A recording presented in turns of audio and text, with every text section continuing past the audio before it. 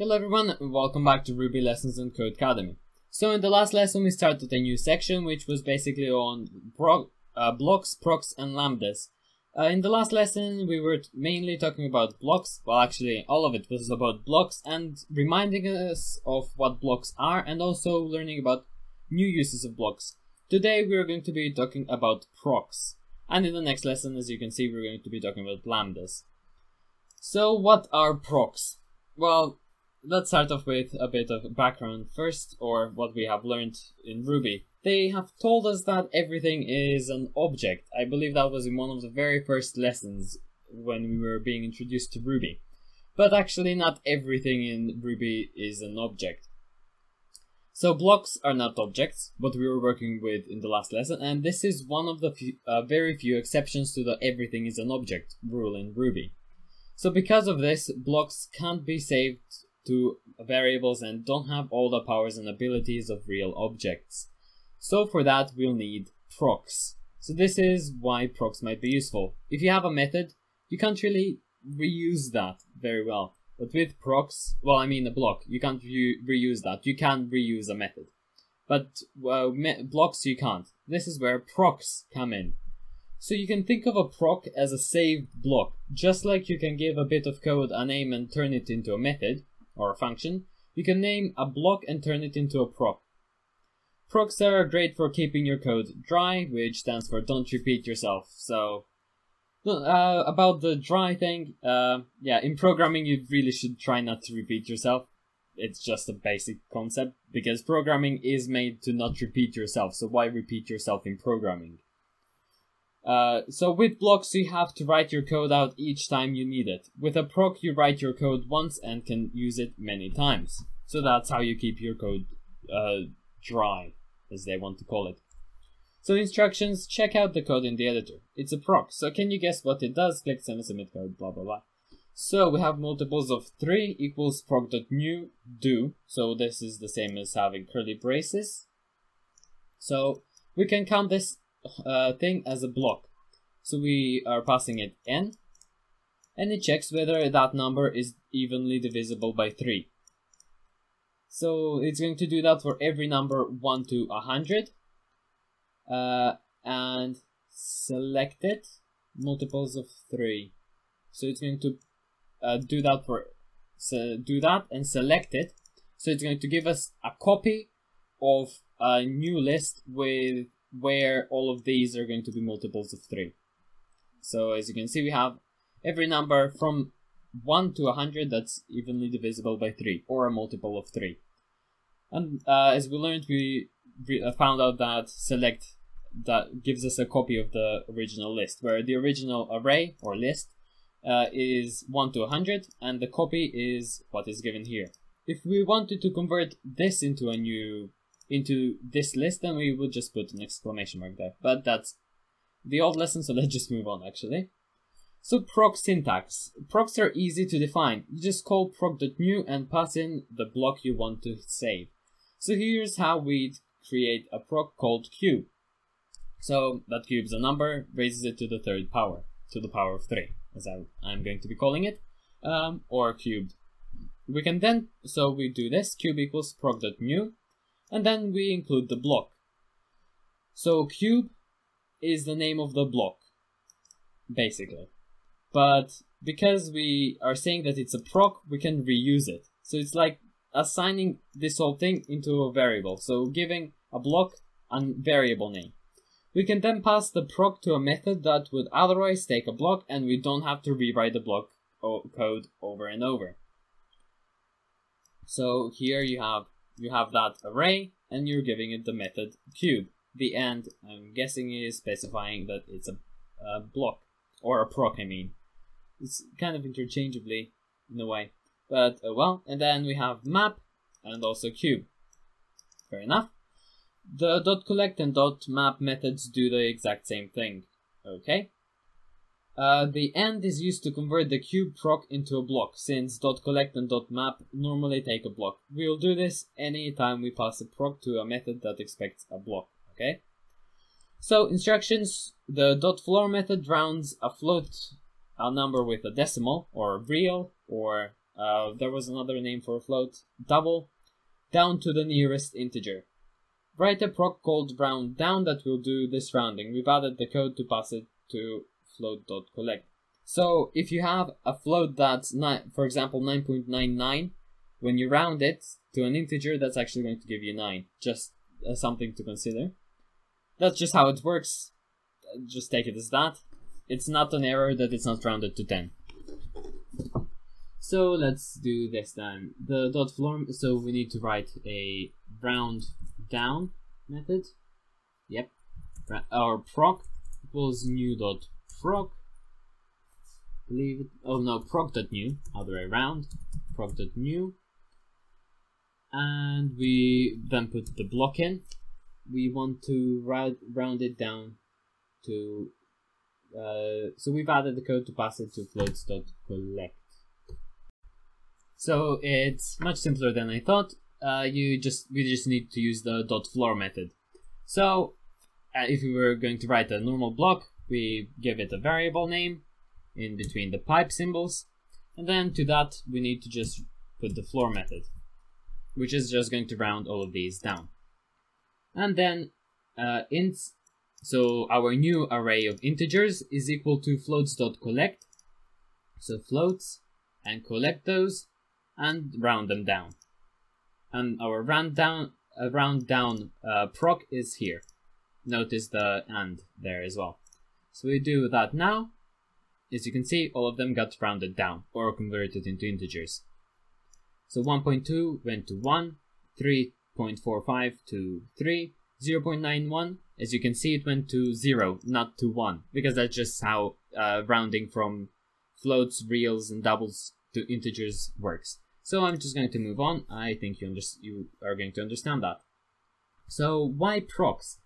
Why bother saving our blocks as procs? There are two main advantages. So procs are full-fledged objects, so they have all the powers and abilities of objects. Blocks do not, however, because they're just one line. They work differently.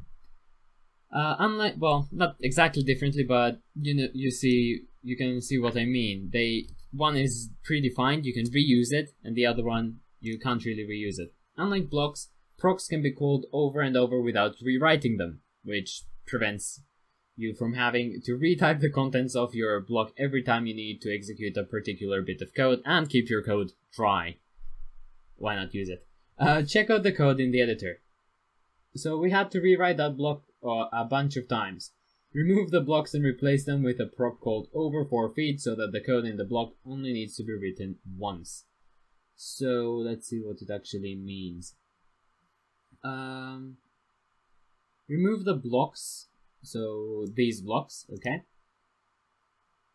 So we just need to define a proc. Over 4 feet equals proc.new, which is going to have a definition of, well, we can just copy this whole thing.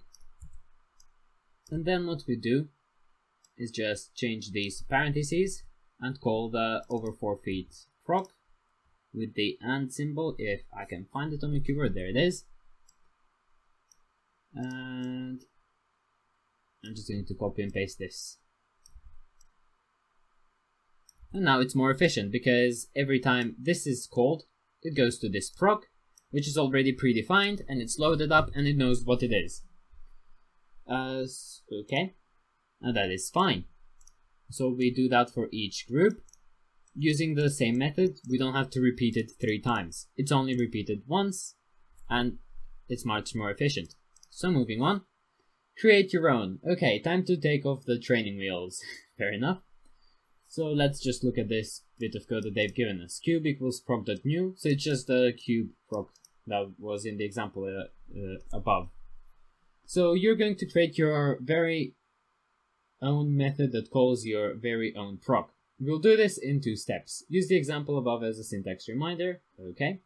Instructions: create a method, greeter. Remember, a method, not a proc this time. Just don't get confused with that. That takes no arguments and yields to a block. Def greeter yields to a block. Okay. Create a proc. Okay, so I'm guessing we just need to end it there. Create a proc. Phrase equals proc.new. Okay. That puts hello there. Oh, okay, fair enough. Hello there, exclamation mark. Pass this to a greeter. Pass this to greeter instead of a block. Okay, yeah, don't forget to pass phrase instead of just phrase. So def, or no, not def, so we call greeter, and then we just do, should be able to just do this, let's just see, and phrase. Okay. Having the parentheses here just confuses it, so you just need to remove the parentheses and everything seems to work fine.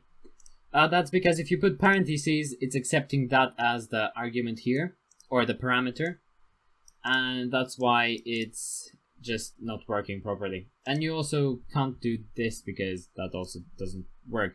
Just to demonstrate, it counts that there's no block given, even though there is, but oh well. Save and submit, and we can move on. Okay, I'm not going to read the title out. Nice work, calling a proc with a method isn't too tricky. However, there's an even easier way. So unlike blocks, we can call procs directly by using Ruby's .call method. Let's see then. So test equals proc.new, that's our proc that does something. Test.call. So we just call it because it is possible to just call a block. It does something.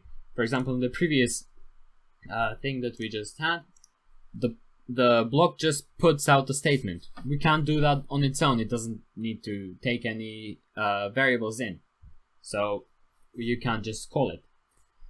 Go ahead and create a proc called hi equals proc.new that puts hello. Then call it. Okay.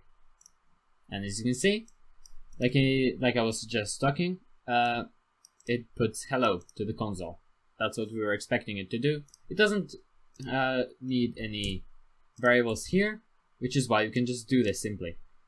However, if we did do this, then oh okay, so because we're not passing it anything, it just counts that there is nothing to accept. That also works, fair enough. Because if you don't give it anything, it doesn't have to do anything with what you've given it. Or if you were to actually use the variable between these here, so if you were to use this, then this would give you an error because you haven't actually given it anything to do. However, if you do this, because it's not using that, it doesn't require to have it. Therefore, it works. But this is inefficient to do. This is the most efficient thing to do for the instructions given. So moving on, symbols meet procs. Now that you're learning some of the more complex parts of the Ruby language, you can combine them to work some truly arcane magics. That's a weird way to spell magic, but okay. For instance, remember when we told you that you could pass a Ruby method name around with a symbol? Check out the lesson in the bottom left, or just click the link if you come to this link over here. Well, you can also convert symbols to procs using the handy little and symbol. Check it out. So strings, we have the strings of 1, 2, 3. They're not integers, they're not floats, they're not doubles. Nums equals strings.map, which is the same as collect, and symbol to I. So this is like calling the block to integer. So by mapping and symbol to I over every element of strings, we turned each string into an integer. So from a string into an integer. Just by using the symbol and the and for to I. So using the example in the instructions as a guide, use collect or map to create the strings array from the number to create the strings array. Okay, yeah. From the numbers array. Each element of strings array should be the string version of the corresponding element from the numbers array. Okay, fair enough. That should be quite easy to do. So we do that, then we do numbers array dot map, and then we pass it the and colon 2_s. And that should be fine. Just to make sure we can put it all out, or print would probably be more appropriate in this case. And there we go. We get a whole array of string integers, or integers converted into strings. So that's quite useful sometimes, I guess, because you can do one method onto many things that you're getting from another array using a block, or prox in this case actually. So yeah, if you have any questions, do feel free to ask in the comments down below. In the next lesson we are going to be talking again about something similar, but it's going to be called lambdas. They're kind of sometimes called lambda functions or methods, you will see. So until then, thank you so much for watching and goodbye.